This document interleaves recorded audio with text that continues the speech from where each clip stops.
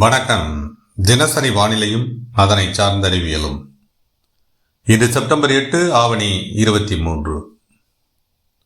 இந்த நிலையில் வானிலையில் ஏற்பட்டிருக்கக்கூடிய மாற்றங்கள், மழை பொழிவிற்கான வாய்ப்புகள் என்ன? நமது முன்னோட்ட வானிலை விளக்கம் வடகிழக்கு பருவமழை அக்டோபர், நவம்பர், டிசம்பர் மாதங்களில் எத்தகைய தாக்கங்களை ஏற்படுத்தப் போகிறது என்பது குறித்தான நமது முன்னோட்ட வானிலை விளக்கத்தில் எதிர்பார்த்த முதல் நிகழ்வாக செப்டம்பர் 2ஆம் வாரத்தில் வடக்கு வங்கக்கடல் பகுதியில் ஒரு குறைந்த காற்றழுத்த தாழ்வு பகுதி ஏற்படும் என எதிர்பார்த்து நாம் விளக்கத்தில் தெரிவித்திருந்தோம். அத்தகைய நிலை ஏற்பட நிலையில் மழை பொழிவிற்கான வாய்ப்புகளையும் தமிழகத்திற்கான வாய்ப்புகளை விளக்கியிருந்தோம். இன்றைய நிலையில் அத்தகைய சூழல் ஏற்பட்டிருக்கிறது. விளைவாக தமிழகத்தில் அடுத்த 3 நாட்களில் ஏற்பட இருக்கக்கூடிய மாற்றங்கள், வானிலையில் ஏற்பட இருக்கக்கூடிய மாற்றங்கள், மழை பொழிவிற்கான வாய்ப்புகள் எந்தெந்த மாவட்டங்களுக்கெல்லாம் இருக்கப் போகிறது என்பது குறித்தான எனது தனிப்பட்ட வானிலை விளக்கம். வணக்கத்துடன் சி. அண்ணாதுரை. ஆந்திர மாநிலம் விசாகப்பட்டினம் அருகே வங்கக்கடலில் உருவானது குறைந்த காற்றழுத்த தாழ்வு பகுதி. இது இன்று அதிகாலை நிலவரப்படி ஒரு ஆழ்ந்த குறைந்த காற்றழுத்த தாழ்வு பகுதியாக வலுப்பெற்று அடுத்த நிலை நோக்கி வலுவடைய தொடங்கியிருக்கிறது. இது வடகிழக்கு பருவமழை கால சுழற்சியோ அல்லது தாழ்வு பகுதியோ அல்ல. முற்றிலும் தென்மேற்கு பருவக்காற்று கால தாழ்வு பகுதி. வடகிழக்கு பருவமழை காலத்தில் தாழ்வு பகுதிக்கு கிடைக்கின்ற இந்த காற்று இணைப்புகள் வேறு. தென்மேற்கு பருவமழை காலத்தில் அந்த தாழ்வு பகுதிக்கு கிடைக்கின்ற காற்று இணைப்புகள் வேறு.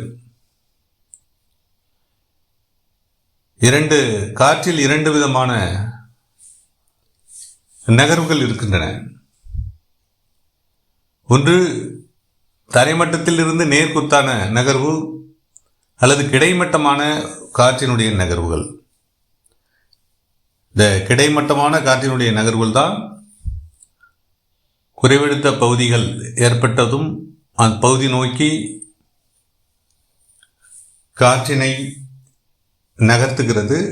அதன் விளைவாக கிடைமட்ட நகர்வாகவும் தாழ்வு பகுதி நோக்கி நகரக்கூடிய காற்றின் நகர்வுகள் முற்றிலும் நேர்குத்தாக நகரக்கூடிய நிலையில் சுழற்சியாக உள்நுழைகிறது. அதுதான் சுழற்சியாக ஏற்படுது. நீராவியுடன் தொடர்ச்சியாக இந்த நேர்குத்து நகர்வுகள் நீடிக்கும் நிலையில் சுழற்சி வலுவடைகிறது. இந்த இடத்தில் இந்த சுழற்சிக்கு கிழக்குத்திய காற்று, அதாவது கிழக்கு திசையில் இருந்து காற்றானது சற்று வலுவிழந்து இருக்கிறது. மேற்கு தென்மேற்கு காற்று விரைவாக பயணித்து இந்த சுழற்சி நோக்கி நகரக்கூடிய நிலையில் இது மழை பொழிவை ஏற்படுத்தக்கூடிய விதங்களும் பெரும்பாலும் இந்த சுழற்சியினுடைய மேற்கு மற்றும் வடமேற்கு பகுதியை நோக்கி அமைகிறது.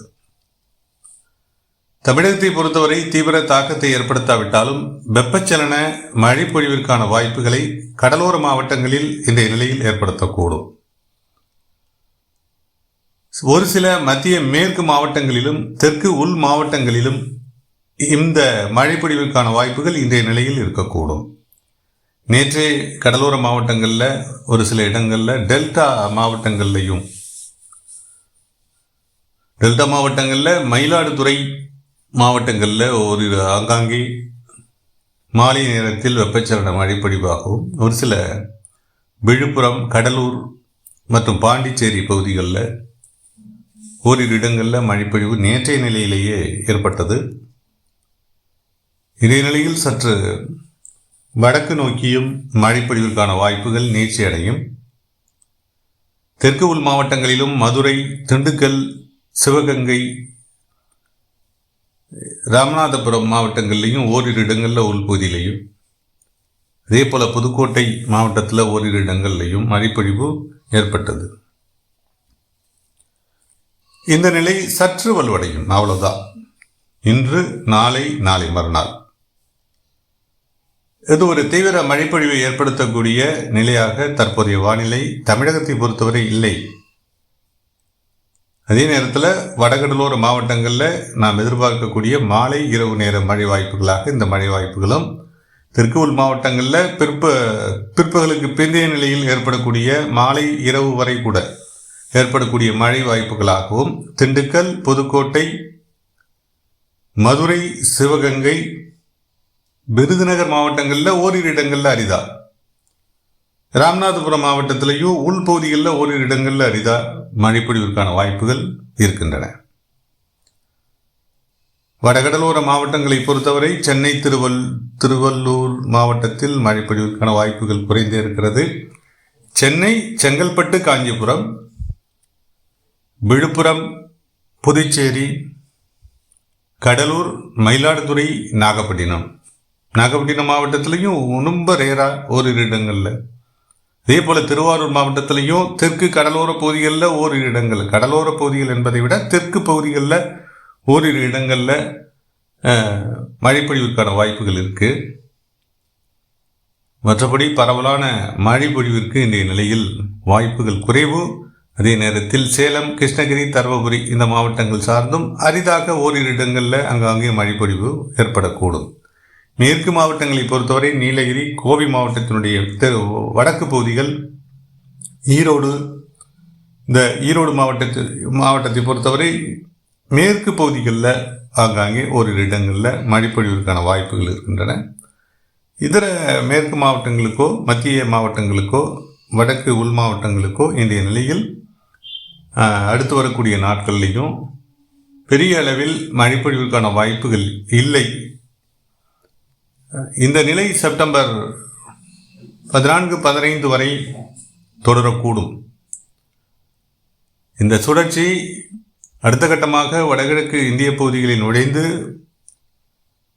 மத்திய இந்திய பகுதிகள் அல்லது வடக்கு மத்திய இந்திய பகுதிகள் நோக்கி நிலப்பகுதி தாழ் அமுக்கமாக, அதாவது குறைவெடுத்த பகுதியாக நகர்ந்து வடமேற்கு பகுதியில் செப்டம்பர் 15 முதல் வலுவிழந்து தென்மேற்கு பருவக்காற்று வடமேற்கு பகுதிகளிலிருந்து விலக்கும் நிலையில் இது வலுவிழக்கும். அதாவது விலகும் நிலையில் இது வலுவிழக்கும். அவ்வாறு வலுவிழந்த பின்னரே தமிழகத்தில் மீண்டும் சற்று வலுவான மழைப்பொழிவிற்கான வாய்ப்புகள் மெல்ல மெல்ல தோன்றத் தொடங்கும். செப்டம்பர் 15 பிறகு உடனே மழைப்பொழிவு ஏற்பட்டுவிடும் என்பது அர்த்தமல்ல.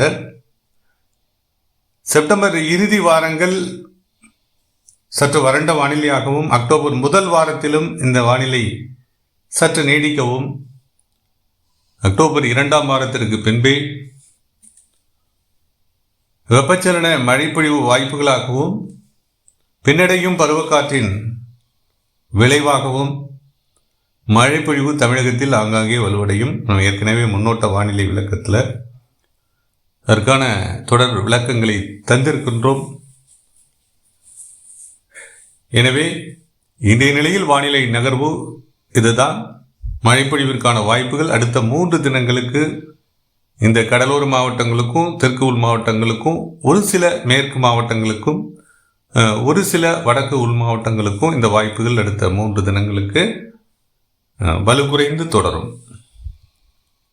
இதுதான் இன்றைய வானிலை. நாளைய நிலையில் வானிலையில் என்ன மாற்றங்கள் ஏற்பட போகிறது என்பதை பொறுத்து நாளைய மழைப்பொழிவு கூட மாறுபடும். மற்றும் ஒரு விளக்கத்தில் மீண்டும் அதை விளக்குகிறேன். தொடர்ந்து இணைப்பில் நீடித்த அனைவருக்கும் நன்றி. வணக்கம்.